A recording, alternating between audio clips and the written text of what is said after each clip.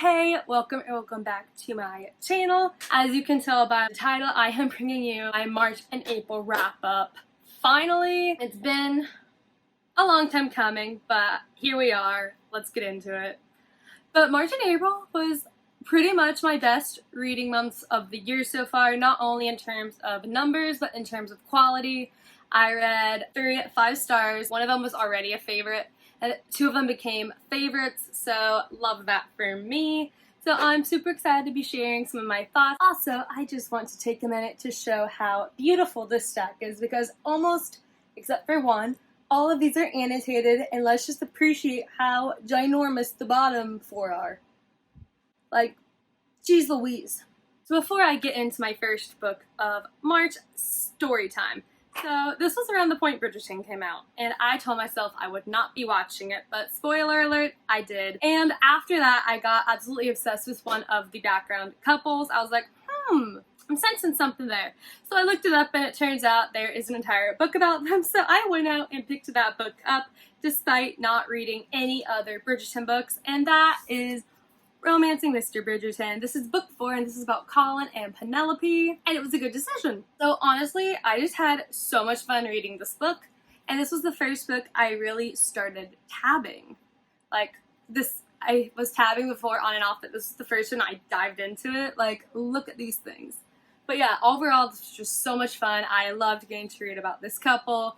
And it's Regency era, so historical fiction is always a fun time. So honestly, no really coherent thoughts about it, but yeah, let me try and sum it up anyway. So of course, we are following Penelope and Colin. Colin's whole character profile is loving Penelope and loving food. That's it. That's all you have to know about Colin Bridgerton. And then Penelope, I just love Penelope. She's a gem, and they are a beautiful slow burn. So like my favorite quote from the series, and it's not a spoiler because you know they're going to get together, but she had met Colin on a Monday. She kissed him on a Friday 12 years later, and I just love that quote. It stuck with me to even now. I love that quote. And honestly, yeah, it's a super fun time. Go into it and have a great time, and you won't regret it. Oh, and yes, I gave this book 4.5 stars solely based on how much I had fun reading it.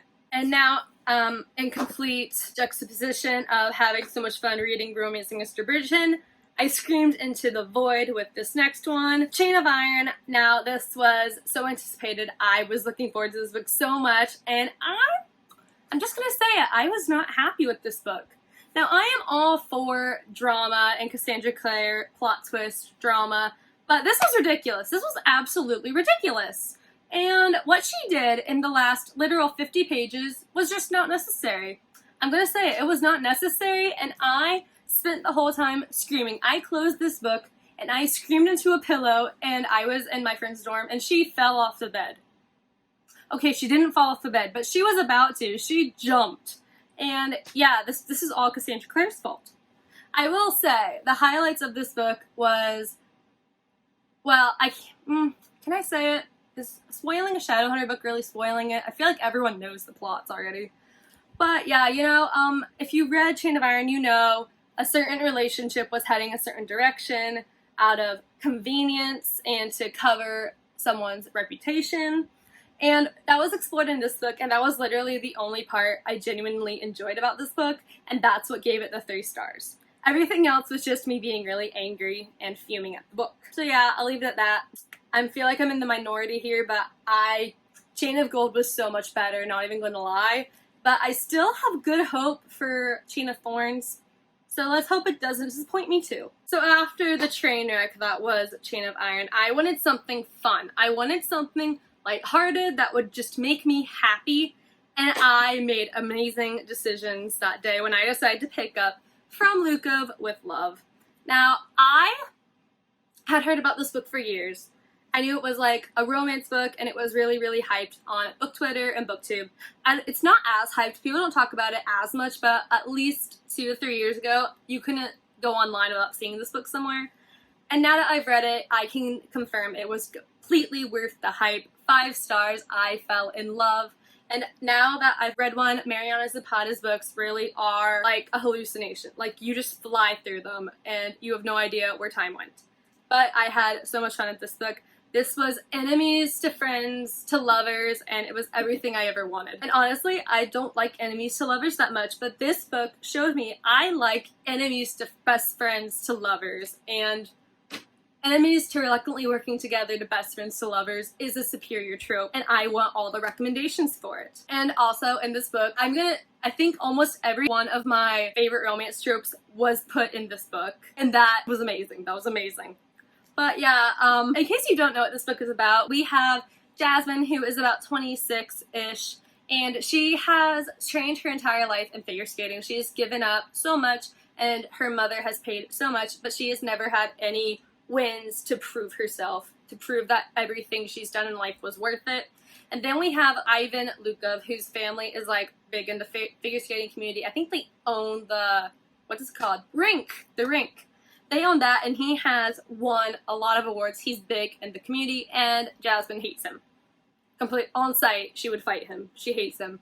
But when he ends up meeting a figure skating partner to compete in one of the big competitions, he asks Jasmine, and Jasmine sees this as her chance to go out and prove herself, so she reluctantly says yes.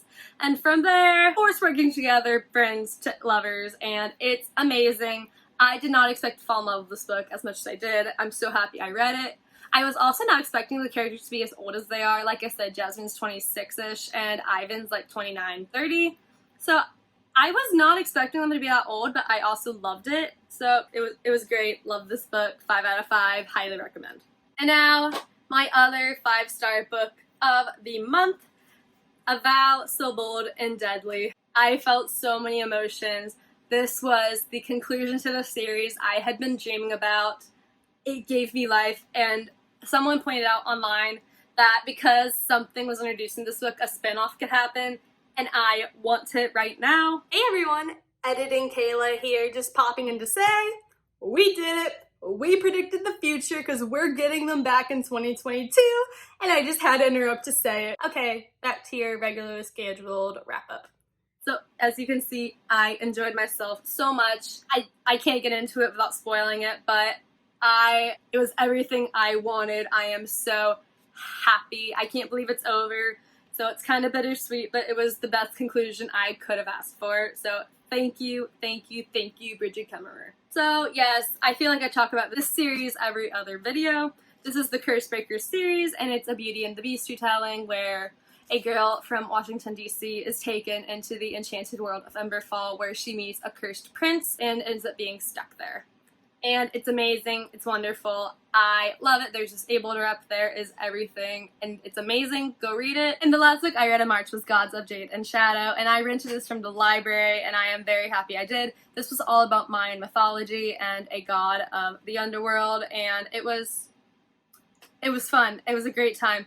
I'm not gonna lie, for the first 150 pages or so, I was really confused because the mythology wasn't really explained and I know nothing about Mayan mythology, so I tried looking it up, and either I'm an idiot or I could not find the right sites because everything I found about Mayan mythology was not explained like at all. It just threw stuff out there and I was like, okay, cool. But I kept reading and it did end up making sense, and I had an amazing, amazing time reading it. I gave it 4 stars, and if you want to learn more about Mayan mythology and just want an amazing quest adventure set in the 1930s in Mexico, I highly recommend it. It's a great time. I also didn't know this, but apparently the author who wrote Gods of Jade and Shadow also wrote Mexican Gothic, which I did not know, so that's pretty cool. I'm not a fan of Gothic horror, so I'm not gonna read that, but more for you guys to know. And now, moving into April, the first book I read concluded another series. And let me just tell you, I was not expecting this book to go the way it did and how I enjoyed it. I was not expecting it. Rule of Wolves. Now, at the time, I had not heard hate on it, but now in recent times, I've heard people not like it, but honestly, I'm going to say it. I loved this book 110% more than King of Scars. I gave King of Stars 2 stars. Being generous, I gave it 2 stars, and this I gave 5. I had so much fun reading this. I loved the cameos, I loved how the story went, and looking back on it, I can see how people did not like one of the plot changes and how the direction went. But at the time, I really did like it, and even now, I'm okay with it. I would have liked it to go the other way too, but I'm okay with how it went. And the Darkling got what he deserved. I'm just gonna say it. I'm so happy about that. Things did not have to happen the way they did, but I had fun. Overall, I liked it a lot. I lived for the cameos, and I got to see my boy Nikolai way more, which is what I wanted, and you know, King of Scars. So it's okay. Overall, 5 stars. I truly did enjoy this book, and I'm really happy of how it concluded the duology. And now for my final read of April, I finally got around to reading Skyward. Now, for those of you who don't know, one of my best friends gifted this book to me in May for my birthday last year. And in April, May was coming up, and I just couldn't not read this book in the year I had it before my next birthday. So I picked it up, and I'm very happy to say I did enjoy it. I have learned I do actually like sci-fi this year, so I did have a good time reading this book, and I made my friend happy, and all is well in that regard. Also, I never expected, when I picked this book up, I never expected my favorite character to be a talking ship. You heard me right. My favorite character in this book is artificial technology. My favorite character is artificial technology. Just sit with that for a second. Okay, it's okay. But no, seriously, it was so much fun. The ship was really sarcastic, and it made me happy because all he cared about was mushrooms, and Environmental Heart here appreciated that a lot. So yes, in this book we have a girl who wants to be a pilot more than anything, but her dad deserted and was branded a coward, so she cannot do anything. But she is able to get into the big spaceship pilot. Why am I so dumb talking about this? Into the pilot school. And from there, she has this crew, and I really enjoyed it. I loved reading about it, and I'm intrigued to see where the series goes, because I heard that book 2 does a lot, and I'm very excited to get to it. And I enjoyed my first Brandon Sanderson book, so that's a win for me. I'm not ready for his epic fantasy, not even gonna lie. I am not ready for it, but I will stick to Skyward. This is good. This is my speed. And those are the 7 books I wanted to talk to you guys about today. I am so happy I finally had time to sit down and make this video. And let me know in the comments, well, not what you read like in April, March and April, because that's throwing it way back. So just tell me about a recent read you very much enjoyed, a 5-star read, a new favorite read, a book you just had an amazing time reading. Let me know in the comments. I'd love to hear about it. If you want to see more of me, please consider hitting the subscribe button. And if you enjoyed this video, do hit the like button as well. And if you want to find me elsewhere, my social medias are linked below. Until next time, I'm Kay. Thank you so much for watching. Bye!